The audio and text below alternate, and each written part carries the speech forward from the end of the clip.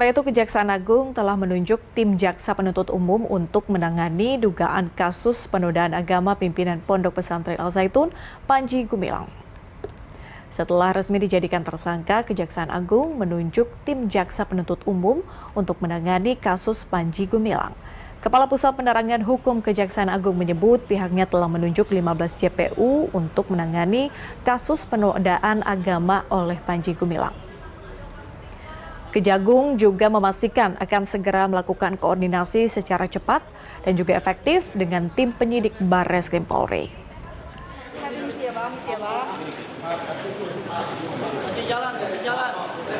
Misi abang. Awas kaca. Ya, untuk mengetahui lebih dalam terkait kasus dugaan penistaan agama oleh Panji Gumilang, kita sudah terhubung dengan Ketut Sumedana, Kepala Pusat Penerangan Hukum Kejaksaan Agung. Pak Ketut, terima kasih sudah bergabung di Berita Satu Sore. Kejagung sudah siapkan tim hingga 15 jaksa. Apa sih Pak kemudian pertimbangan terkait banyaknya tim jaksa ini? Jadi penuntut umum dalam satu perkara itu hal yang biasa ya, seperti kasus-kasus besar kita tangani kayak Indosuria, kasus Freddy Sambo dan kawan-kawan ya. Kita menunjuk tim yang gemuk ya, jumlahnya 15 orang itu adalah yang biasa. Karena apa? Karena tidak untuk kemungkinan perkara yang saat ini kita terima 156 UU KUHP tentang penodaan agama dan Undang-Undang ITE bisa saja berkembang menjadi tadi hari ini masih dilakukan pendalaman terhadap Undang-Undang TPPU terhadap PG. Bisa saja berkembang sehingga tim itu bisa bergerak cepat, tepat dan bisa bergerak melakukan koordinasi dengan efektif dengan teman-teman penyidik Barreskrim Mabes Polri. Dengan terlibatnya 15 jaksa dalam kasus ini, Pak Ketut, soal penistaan agama, apakah ada pasal lain yang kemudian akan disangkakan?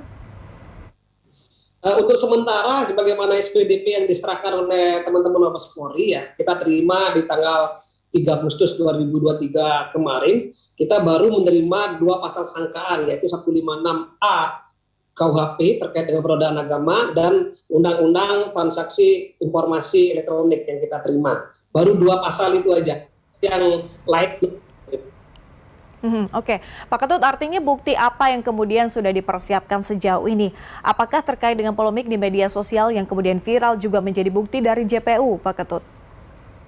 Kita belum bicara mengenai bukti-bukti yang kita dapat karena berkas perkara belum kita dapatkan dari penyidik. Yang untuk itu dengan ada penunjukan tim penuntut umum ya kami persilakan untuk segera melakukan koordinasi sehingga alat-alat bukti yang didapat dari teman-teman penyidik bisa di-clear dan bisa cepat nanti ketika tahap 1 bisa langsung tahap 2 seperti itu.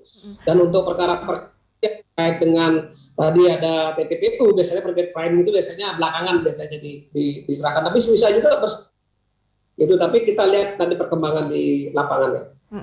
Oke, tapi butuh berapa lama Pak hingga akhirnya kemudian berkasnya P21?